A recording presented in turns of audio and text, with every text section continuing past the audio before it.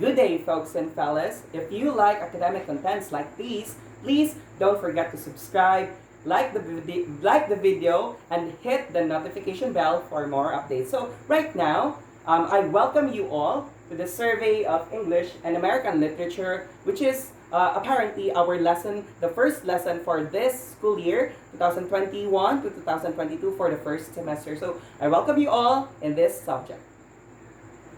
So basically, American literature. So it is a literature written or produced in the United States of America, its preceding colonies, and by the earlier indigenous people of America. So basically, American literature, it deals with literature coming from the United States or the USA and all pertaining literary pieces of American literature. So while most of this literature is in the English language, it also includes oral literature in indigenous languages and literature in other immigrant languages than English. So before the founding of the United States, the British colonies on the eastern coast of the present-day United States were heavily influenced by English literature. So the American literary tradition does begun as part of the broader tradition of English literature. So we all know that, immigrants or the founding fathers of the United States right now is a product of immigrants coming from the United Kingdom, in some parts of Europe, France, Spain. So these are immigrants that came from from Europe, and they immigrated to United States to form colonies and and they made the United States of America. So what we will be dealing in this subject is all about American literature. So for the brief background, so the Revolutionary period, it's from 1775 to 1783, is notable for the political writings of Benjamin Franklin, Alexander Hamilton, Thomas Paine, and Thomas Jefferson. So an early novel is William Hill Brown's The Power of Sympathy, published in 1791. So writer and critic John Neal in the early mid-19th century helped advance America's progress towards a unique literature and culture by criticizing predecessors like Washington Irving for imitating their British counterparts and influencing others like Edgar Allan Poe. Ralph Waldo Emerson pioneered the influential transcendentalism movement. So Henry David Thoreau, author of Walden, was influenced by this movement. So the political conflict surrounding abolitionism inspired the writers like Harriet Beecher Stowe. These efforts were supported by the continuation of slave narrative. So when we get to say the revolutionary period, so we all know that there are a lot of literary piece that stems down from this period. So we will get to tackle about certain issues like slave narratives, how they were treated that way, and we will get to tackle a lot of things with regards to revolutionary period as we go along the way with our topics. So Nathaniel Hawthorne's The Scarlet Letter, so it's from 1850. It is an early American classic novel, and Hawthorne influenced Herman Melville, author of the Moby Dick, 1851. Major American poets of the 19th century include Walt Whitman and Emily Dickinson.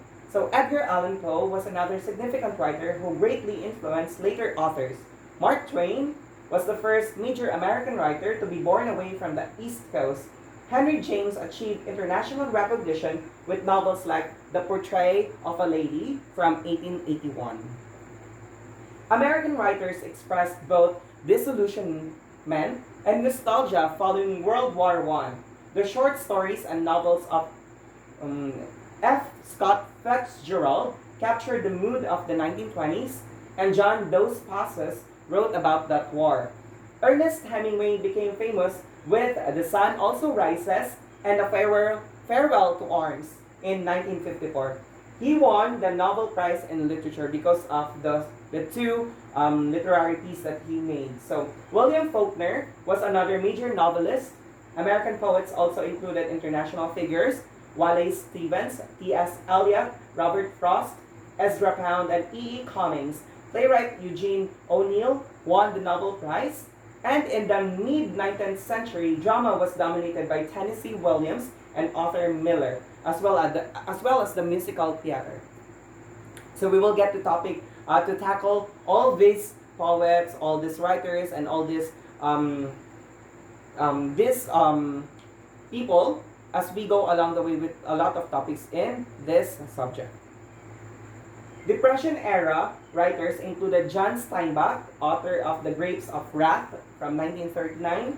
America's involvement in World War II influenced works such as Norman Mailer's The Naked and the Dead from 1948, Joseph Haller's Catch-22 from 1961, and Kurt Vonnegut Jr.'s Slaughterhouse 5 in 1969. Since the 1970s, the postmodernist movement has been important. And from the late 20th century, the volume of ethnic and minority literature has greatly increased. So, we will get to topic now, colonial literature. So, it is the literature that comes from the access or the control of colonial powers. So, the British colonies have often been regarded as the center of early American literature. However, the first European settlements in North America had been founded elsewhere many years earlier. So the dominance of the English language was not inevitable, because when we get to say the English, it's intertwined with the English Empire, and at the time of their colonization, almost 1/4 of all the land and all the countries in the world present that time are conquered by the British Empire under Queen Elizabeth I, I think. Oh yeah. Next, the first item printed in Pennsylvania was in German and was the largest book printed in any of the colonies before the American Revolution. Spanish and French had two of the strongest colonial literary traditions in the areas that now comprise the United States, and discussions of early American literature commonly include texts by Samuel de Champlain, alongside English language texts by Thomas Harriot and John Smith. So, according to this, the French and the Spanish colonizers have really influenced a lot, especially to the literary system during the time of this period. Next.